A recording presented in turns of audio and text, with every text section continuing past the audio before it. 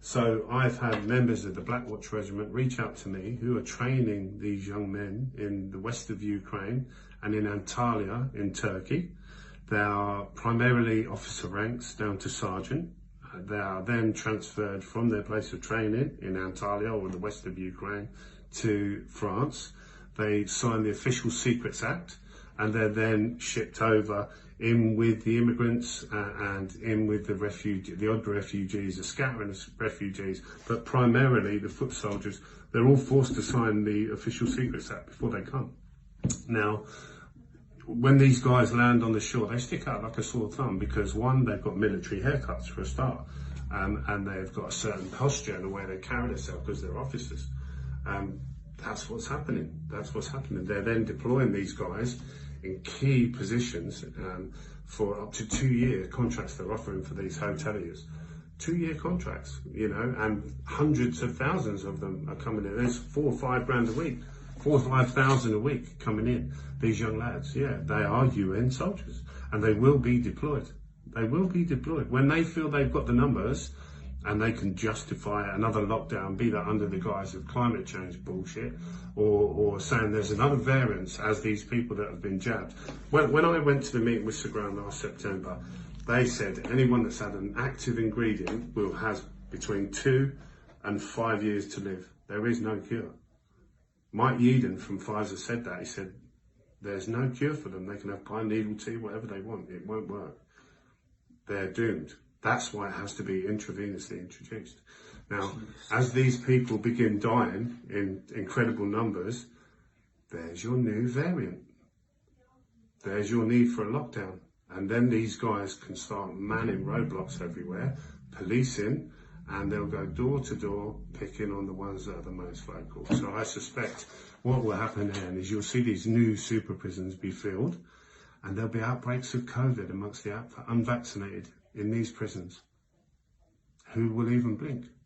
Who will even blink when you've got a country, half of whom are dying and sick, and they're told there's a new variant, and they're herding, taking away the danger, the unvaccinated, and there's outbreaks of COVID in these quarantine centres for the unvaccinated.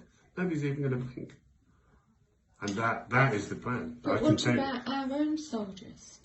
They're posted abroad. They won't be here. They won't be here. The Black Watch know exactly what's happening. They're very frightened, I can tell you, but soldiers follow orders.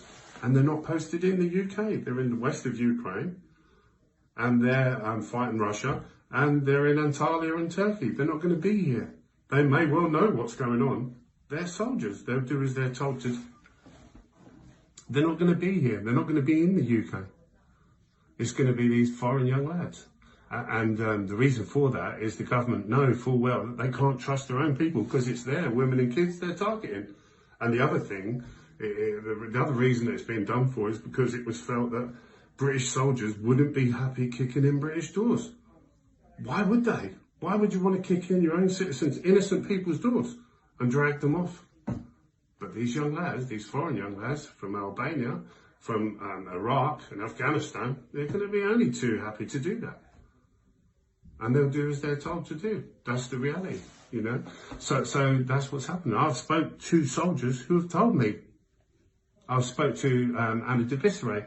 She's a former army major. She's got many contacts still in the army, and they're all telling her the same thing. But if you say anything, oh, you're a racist, you're a far right-wing extreme, why would you not want to give these poor souls sanctuary? Come on, you know, these are young men of adult fighting age with fully charged smartphones being trained in Antalya by our own forces, by Black Watch. You know, what can't people see? And I would suggest these MPs have got a real moral dilemma now, because do they start rallying round and think about saving their own people, or do they take advantage of the promised seat on the ark for them? But then the MPs will get dumped in it anyway. Oh, of course they will. But it's a little bit like we've got the eels in the barrel scenario, haven't you? Where they're all wriggling about, open, it won't be me, it won't be me, it won't be me. It will be you. It'll be everybody. Yeah, of course it will. Well, and when The Last of Us is let off, they'll turn their gaze on these MPs because they'll have fulfilled their purpose.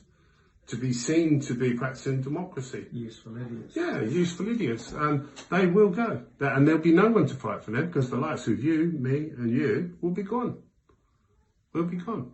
That's the reality. You know, so will people wake up? I really don't know. But that's what I've been trying to do, is trying to gently wake them up to the reality of what's going on. And I never realised, you know, I've had a lot of people reach out to me.